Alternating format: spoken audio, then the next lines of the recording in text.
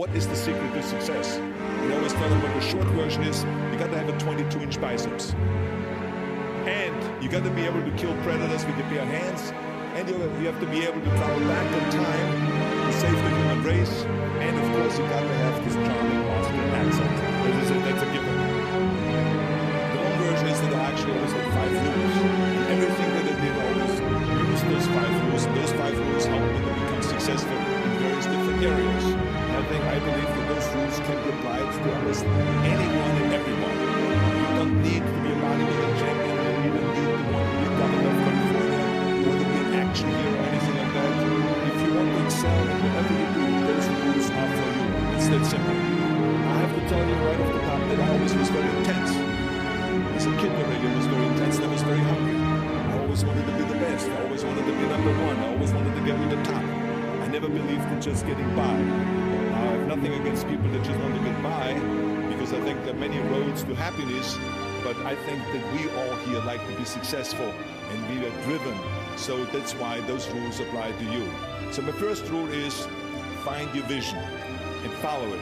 You see, I think it's the most important thing that we have a very clear vision of where we go, a goal, where do we go?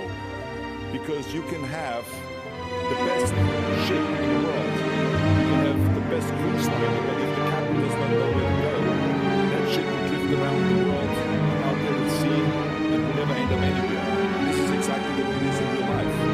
If you don't have a goal, if you don't have a vision, you just drift around. You're not going to be happy. This is why it is so important to have that vision. Now, I created that vision in Austria, because I grew up after the Second World War. Austria, right along with Germany, lost the Second World War, thank God. And the problem was that everyone was so depressed because they lost the war, that there was alcoholism everywhere. There was, of course, depression. There was a terrible economic situation. There was famine. There was starvation and all of those things. And also, it was kind of a little place and narrow. I felt I wanted to get out of there. I wanted to escape. And I couldn't see myself really to work there and to stay there, to work in a factory, to work in a farm, or even to follow my father's footsteps and to become a police officer.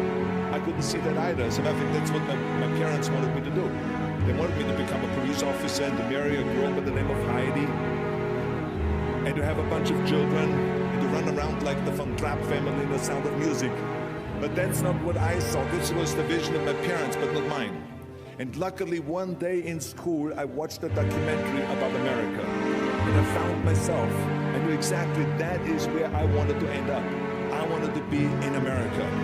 Everything that I saw in the documentary I just loved.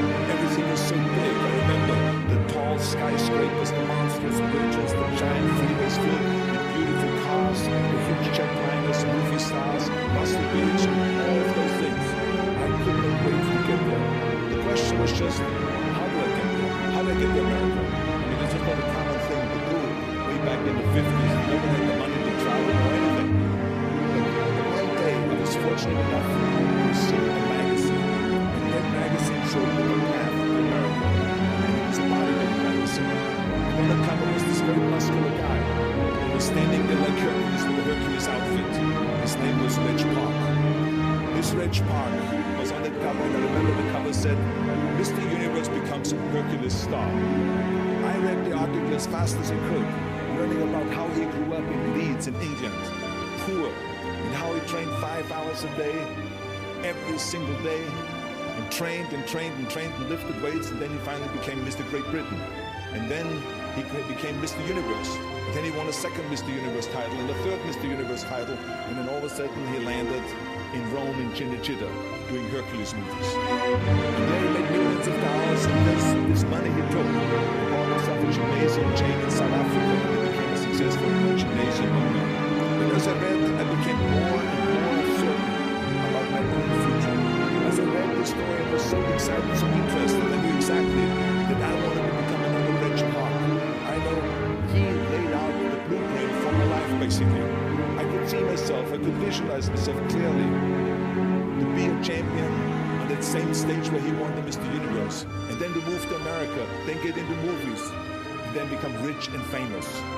I had that vision very clearly laid out. I was so happy that I knew exactly where I was going. from that moment on, everything that I did, no matter how hard I had to work or how much I had to struggle, it didn't matter. It was a wonderful joyride because I knew what the purpose was and I found my passion. The simple truth is, if you don't have a vision, if you don't have a goal, if you don't see a future laid out in front of you, you're just floating around without a purpose. And I think that the numbers speak for themselves. This is why so many people around the world are unhappy with their jobs. I mean, in America, 74% of the people hate their job and would like to change jobs. But think about that. That means that only a quarter of the Americans love their life's work. I mean, that is a very depressing statistic. I always smiled when I worked, no matter how hard I worked. I always had a great time, no matter what I did. It didn't matter if it was in bodybuilding, or if it was in the movies, or if it was as governor. I remember in the pumping iron days, people asked me in the gym all the time, why are you smiling all the time? Why are you so happy? You have to lift 50 tons of weights. You have to train 5 hours a day. I mean, I look at the other bodybuilders' faces, lifters' faces, and they look kind of depressing. They look sour. They're miserable that they have to lift weights. You don't look miserable, you look happy. And I tell them always, I say, I smile because I know exactly that every rep that I do, that every set that I do, every weight that I lift, I get one step closer to turning that vision of mine into reality and becoming the Mr. Universe. I could not wait to lift another 500 pounds in the squats. I could not wait to do another 1,000 sit-ups. I could not wait to do bench press, more and more curls, and I couldn't move my arms anymore. Because I knew that every rep got me closer to standing on that stage as a champion. As a matter of fact, when I lifted weights, I didn't really feel like I was lifting weights. I felt like I was lifting a trophy over my head each time I lifted. And to have all those bodybuilders around me and thousands of people screaming.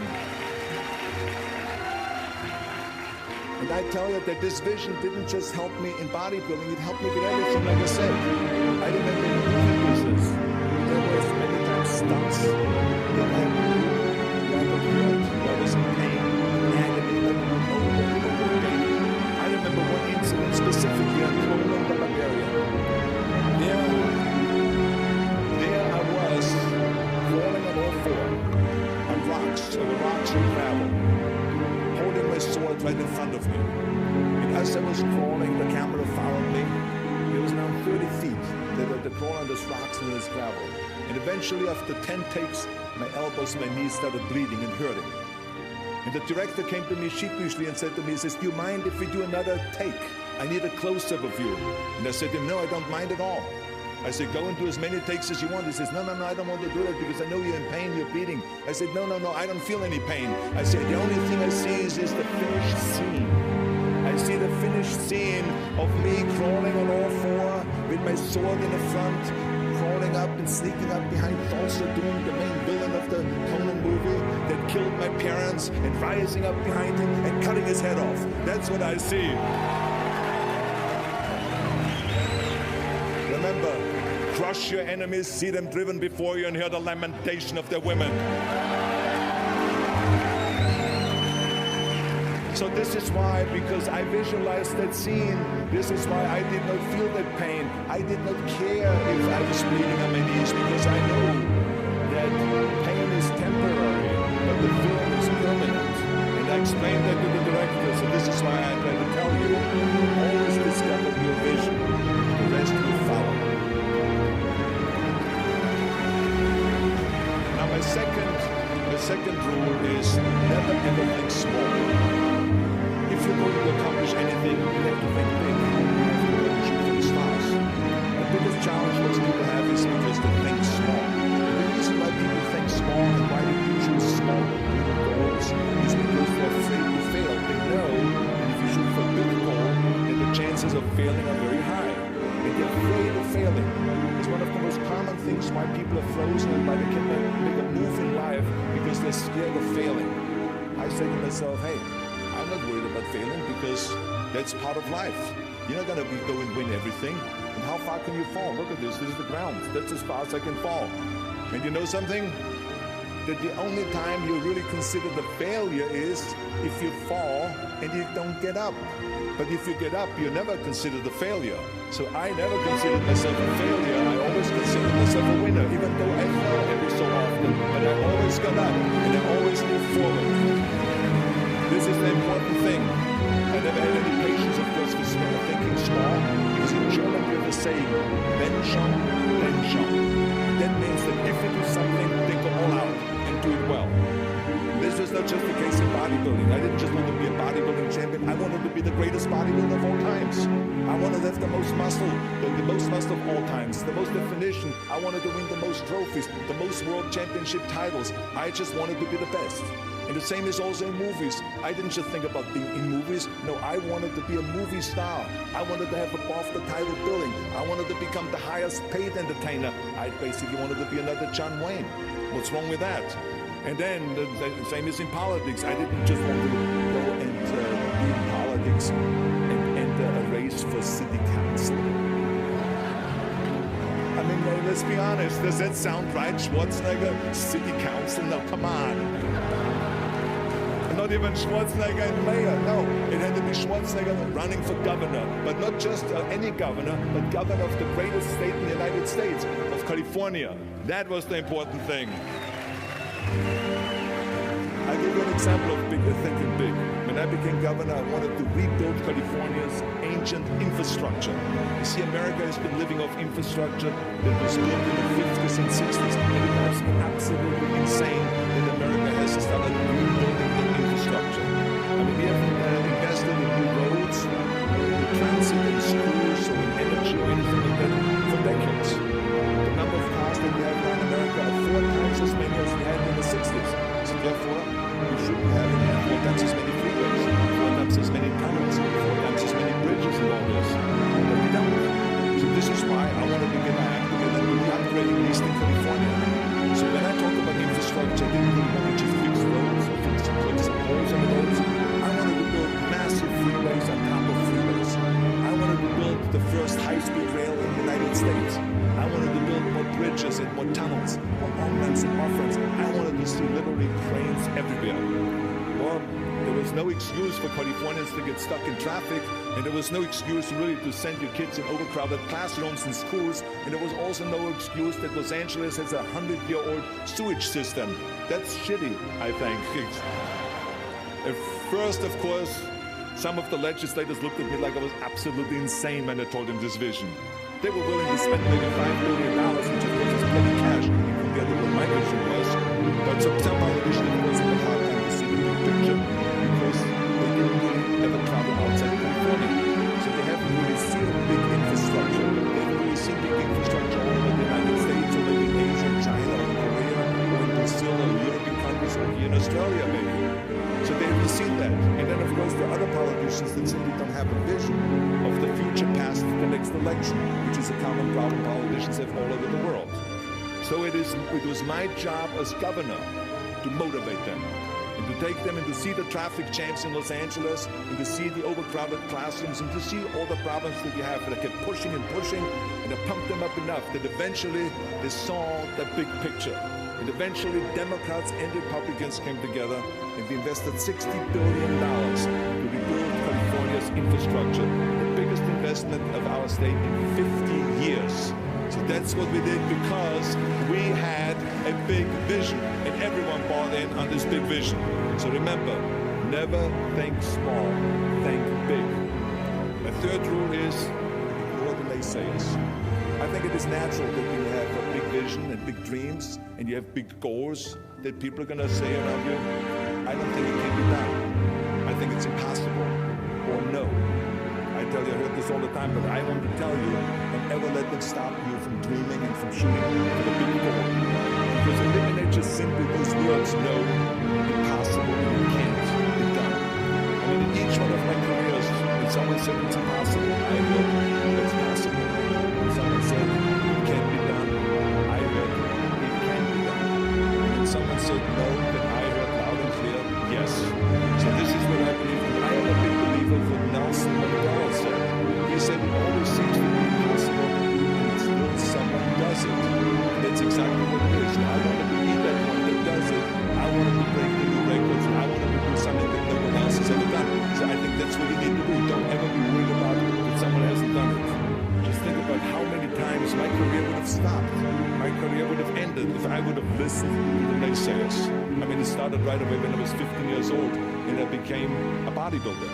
right after that happened, I said, I want to be a world champion in bodybuilding. I want to be Mr. Universe. They immediately say, are you crazy? You're in Austria. In Austria, you can become a ski champion or a bicycle champion or something like that, but bodybuilding is an American sport. Forget about it. It's nuts. Then when they wanted to move to America, they said again, it's impossible. You will never be able to do that. If the money, you owe it yourself. Then when they wanted to go into show business, after I won the world championship titles in bodybuilding, I said, I want to be like Reg Park. I want to be a Hercules. I want to get into movies. Well, I tell you, when I met those agents and managers and studio executives, their reaction was, oh, Arnold, that is so funny. You want to be what, a leading man? Oh, come on. I mean, look, first of all, let's start with your body. Look at your body. I mean, you're overdeveloped. You're gigantic. You're like a monster. Are you kidding me? Do you know what the new thing, the new trend is? It's little guys like Dustin Hoffman, Al Pacino, Woody Allen. Those are the new sex symbols. Don't you get it? And then your accent, oh, it gives me the chills just listening to your German bullshit. Come on now. I mean, oh God. I mean, it's like, it's scary when you talk. It's unbelievable. I mean, have you ever, Arnold, I mean, this year, have you ever seen an international movie star with a German accent? It doesn't happen. Forget about that. And then you name, what is it, Schwarzenegger or something like that? Yeah, I can see that name already up there on the billboard. Yes, and people are going to storm the theater and the movie houses because Schwarzenegger is starring in the movie. Oh yeah, I can see that already. So that's what they said. They said to me, it says, look, forget about it, you're a nice guy. I mean, you're a bodybuilding champion. Why don't you open a gymnasium or a health food store or something like that? We can help you with that, and then we get the other side to moving parts, like maybe playing a bouncer. I mean, your body perfect, or maybe a wrestler. I have a good idea with your accident enhancement officer. Now that's really great for you. I call my buddies over at Hogan's Heroes. I mean, they would probably use someone like you. So that's what they say. Imagine that. Everywhere I turned, they said, no, it won't happen, it's not going to happen, and forget about it. Luckily, I did not listen. I did not listen because I knew if I worked hard enough, and I worked as hard as I did in bodybuilding, 5-6 hours a day, then I will make it, that I will prove them wrong. And I started working very hard. I started taking acting classes, English classes, speech classes, dialogue classes, even accent removal classes. I ran around all day saying lines like, a fine wine grows on a vine. Because you see, we Austrians and Germans have a difficult time with the V and with the W and with the F, we get it all mixed up. So it was a fine wine grows on a vine. Or the sink is made out of zinc. And all those kind of lines. I said, oh, and you know something? All of a sudden, I got a little break. And all of a sudden, all of a sudden, I got a TV show. A little part. And all of a sudden, I got a phone call from Lucy Moore. Being her special happy anniversary of goodbye, which was the party. I had the 6-minute scene as an Italian masseur. Now, most people don't know the difference between an Italian accent and a German accent, so I got away with my German accent. But I played this Italian masseur and I was so delighted. And then right after that I got a guest starring role in Streets of San Francisco with Michael Douglas and Carl Morgan. And then Pumping On and Stay Hungry. And then of course I landed the big role of Conan the Barbarian. So finally I got the big break. And you know what was so interesting about it was that as soon as we were finished with the Conan movie, we were out there on a promotion tour. And the director said at the press conference, the director is John Milius, he said, if we wouldn't have had Schwarzenegger with those muscles, we would have had to build one. Now think about that. Before it was this huge obstacle to have this body, and all of a sudden the director says, if we wouldn't have had Schwarzenegger with his body, we would have had to build one. Now what a turnaround. And then when I did Terminator, James Cameron said, which was really great, he said the I'll be back line became one of the most famous movie lines in history because of Arnold's crazy accent, because he sounded like a machine when he talks. So as you see, everything that the naysayers said was a liability became an asset. And the same was also in my political career, and I ran for governor and immediately said, I shouldn't do it, and it's a big mistake, it won't happen, I will lose, and all those kind of things, and the rest, of course, is history. The bottom line is, if I would have listened to the naysayers, my career would have ended when I was 15 years old. I would be still yodeling in Austria, in the Alps,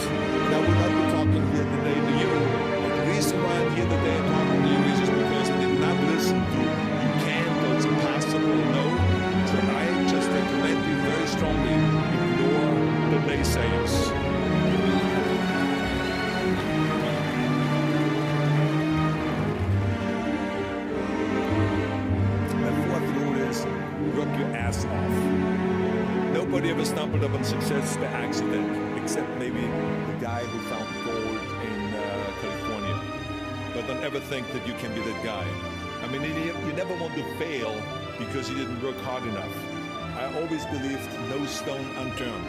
Work your butt off. That's what I always believed. No matter what you do, work, work, work. I remember Muhammad Ali, one of my great heroes, had a great line in the 70s when he was asked, how many sit-ups do you do? He said, I don't know, because I stopped counting only when it starts burning. When it starts burning, that's when he starts counting. See, that's what makes you a champion. It doesn't matter what area you're in. No pain, no gain. The bottom line is one of my rules, which is work your butt off. If you don't apply that rule, all the other rules won't mean anything. I mean, it drives me absolutely nuts when people say, I don't have time to work out. Have you heard that many times? I don't have time to work out, or I have worked so hard all day, I'm tired, I cannot work out anymore, or I cannot read another book, or I cannot improve myself, or I don't have time, or I work so hard that I cannot really improve my business, or I cannot grow as a person, or any of those things. What the hell are we talking about here? I mean, the day is 24 hours, you sleep 6 hours, so you have 18 hours left. I mean, I know there's some of you out there that say, well, wait a minute, I sleep actually 8 hours, but let's just sleep faster, okay? You know, I mean, let's not get bogged down with this stuff here. Listen, when I came to the United States, I remember that I trained 5 hours a day, every day, and I was managing a construction business, and I was a bricklayer, and I went to college also, and I took acting classes from 8 o'clock at night to 12 o'clock midnight. All of that in one day, every day I did that. I did not worry about it, I knew that I had 24 hours and I didn't want to waste one single hour, because I believe what Ted Turner said, who's one of the great entrepreneurs who started CNN and so on. He said, early to bed, early to rise, work like hell and advertise. So that's what I believe. Just remember, you can't climb the ladder of success with your hands in your pockets. You must work your ass off. It's that simple. My fifth and last rule is, don't just take, give something back. Leave your mark on the world. I believe that we all have an obligation to do something for our community, something for our state, something for our country. We must serve a cause that is greater than ourselves, because we all know that in the end we will be judged not by how much we made, but by how much we give. Ever since America greeted me with open arms, I've had this sense of responsibility, and I felt obligated to give something back to America. Because I know that everything that I have accomplished is because of America. If it's my bodybuilding career, if it is my show business career, my political career, the money that I've made, my great family that I have, all of this is because of America. But I have to recognize the fact that America did not become the land of opportunity in this great country by itself. No, in history, people worked tirelessly in America. People fought and people died to make it the land of freedom and opportunity and the land of liberty. So now it is our responsibility, if we want to keep it the #1 country in the world, to work for that and to give something back to that country. And it doesn't matter if you're in America, or if you're in Australia, or if you're in China, or if you're in Japan, or in Italy. It is the same thing. You all have to give something back to your country, no matter where you're from. Now, I love the words of my father-in-law, Sergeant Shriver, who started the Peace Corps, the Job Corps, legal aid to the poor, during the Kennedy and during the Johnson administration. He was the #1 public servant, and he always inspired me to become a public servant. He was one of my heroes. He said at Yale University at a commencement speech, he said to the students, tear down that mirror. Tear down that mirror that makes you always look at yourself. And you will be able to look beyond that mirror, and you will see the millions and millions of people that need your help. And I saw those millions and millions of people. And this is why I tried to take every opportunity that I could to give something back. I started training Special Olympians, people that were intellectually handicapped, to help them with weightlifting and powerlifting. I became the international powerlifting coach, the torchbearer for Special Olympics. And later on, I joined the Simon Wiesenthal Center to fight prejudice, so we don't have the things happening again as we had during the Second World War during the Nazi Reich. also the President's Council on Fitness. I became the chairman of President Bush from 1990 to 1993. To be the chairman and to promote health and fitness in all 50 states. I traveled all 50 states. I started after-school programs for the most vulnerable children, for innocent children, to make them be able to say no to drugs, no to gangs, and no to violence, and to say yes to education and yes to life. And every single time I reached out and I gave something back, I felt fantastic. Nothing made me happier. I would rather play chess with an 8-year-old kid in an after-school program or play golf, a round of golf with a Special Olympian than go down another red carpet of a movie premiere. And I have nothing against movies, but to give something back to me is more important than just to think about myself. Eventually, the joy of giving back was so great that I decided to become a public servant full-time and to turn my back, actually walk away from my career as an actor. After I finished promoting Terminator 3, I jumped into the race, the governor's race in California, and I ran for governor. And even though my friends advised me not to do that, they said, "Are you crazy, Arnold? Don't you understand that you will lose now this $20–30 million a movie that you're getting paid? And they will only pay you $178,000 as governor a year?"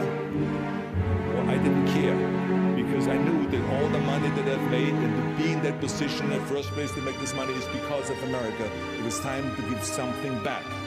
So I became governor, and I didn't even take the $178,000. I gave it back to the taxpayers because it was petty cash. It's the last thing I needed. And I can tell you that those 7 years were the most exciting and the most rewarding and the most gratifying years of my life. To work all day long, to solve problems and to serve the people was absolutely heaven. It was the best job I've ever had. But I also knew that eventually it's going to come to an end. And after 2 terms, it did come to an end. But when it came to an end, the one thing that didn't come to an end and was not finished was my desire to be a public servant and to serve the people. And this is why I continued to work for Special Olympics. That's why I continued to work on fighting my fitness crusade and traveling around the world to promote health and fitness. And this is why I continued to support after-school programs and even started the Schwarzenegger Institute at the University of Southern California to continue to inspire students and leaders around the world to find solutions to complicated issues and to give back to make the world a better place. So